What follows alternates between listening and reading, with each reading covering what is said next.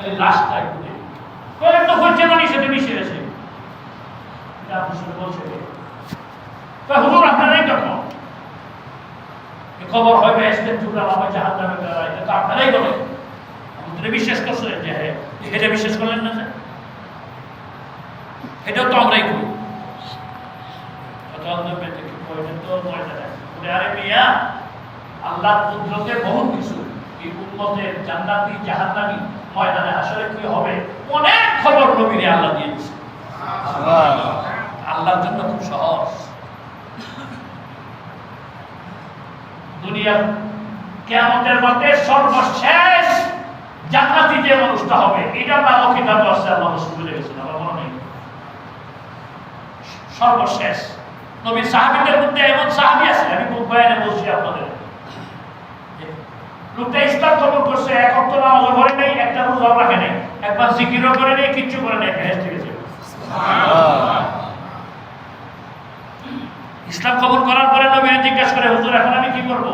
ওই সাহাবায়ে কেরাম যুদ্ধ করতেছে, যুদ্ধে যাও। যুদ্ধে গেছে, গিয়ে শহীদ হয়ে গেছে। যখন দাফন করে আল্লাহ হাবিব তার কাছে, এই এক আল্লাহর বান্দা জীবনে নামাজ পড়লো না, রোজা রাখলো না, ইবাদত করলো না, কিচ্ছু করে নাই, আল্লাহর কাছে একদিন কান দিল না, আর বেহেশতি হয়ে গেল। আল্লাহ রাসূল নিজে বলতেছেন, হাদিসের মধ্যে আসছে ঘটনা। তার কারণ জিহাদে গিয়ে শহীদ হয়ে গেছে। আবার মৃত্যুর দরজাটাও কিরকম? শাহাদাতের দরজা।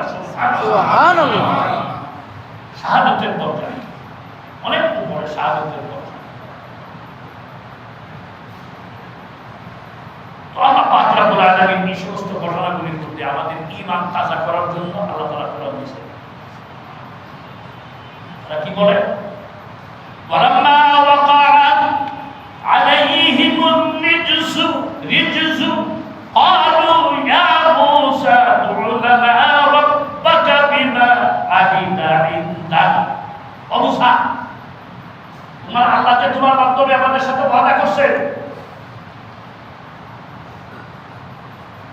সুতরাং তুমি আল্লাহ রেখো এই ওয়াদা পালন করতে, আমাদের গজবগুলি উঠাই নিতে। যদি এটা এই গজব উঠাই নেয়, লাইন কাশাফতা আল্লাহর রিজসা, যদি আমাদের উপর এই মুসিবত এটা যদি উঠাই নেওয়া হয়, লানুমিনান্না লাকা, নিঃসন্দেহে তুমি যে নবী, আমরা বিশ্বাস করব, তোমার উপর আমরা ঈমান আনব।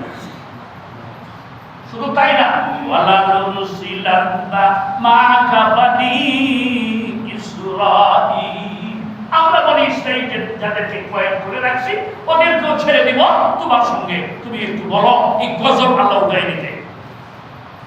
আল্লাহ বলেন, ফালাম্মা কাশাফনা আনহুম রিজসা ইলা আজালিন হুম বালিগুহু ইযা হুম ইয়ানকুসুন। হযরত মুসা আলাইহিস সালাম বলেন, মাবুদ এরা বুঝে নাই, ইয়া আল্লাহ অনুতপ্ত হয়েছে, নিশ্চয়ই মনে হয় ওদের বুদ্ধগমন ফিরে আসছে, আল্লাহ ওদের আকল শক্তি ফিরে আসছে মনে হয়। রব্বুল আলামিন, তুমি ওদের উপর থেকে আযাব পেয়ে নাও। বলতেছে ঈমান আনবে, ধ্বংস করে দিও না।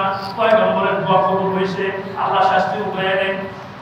যখন উঠায় দেন, মুসাফে ঈমান আনবে না, আর দ্রুত ঈমান আনবে। তোমার বললাম আল্লাহ বলেন কি, পড়াশোনা ঠিক একটা পড়াশোনা তিনি মুখ খারাপ, আল্লাহ নিজেই বলেন ইনহাম।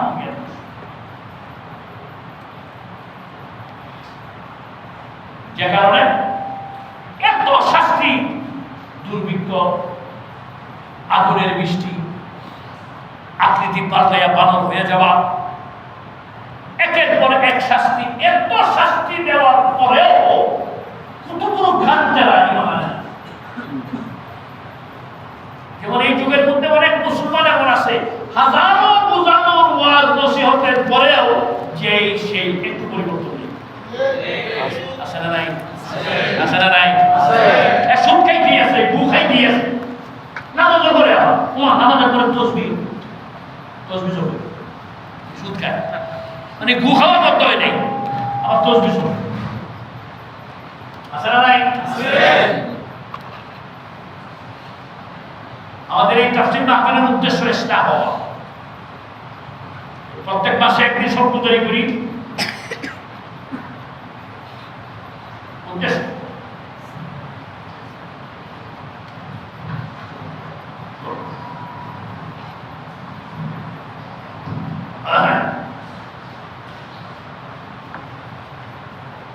উদ্দেশ্য হলো আমার মকসুদ এইটাই, আল্লাহ জানে আপনারা যে যা মনে করেন করতে পারেন।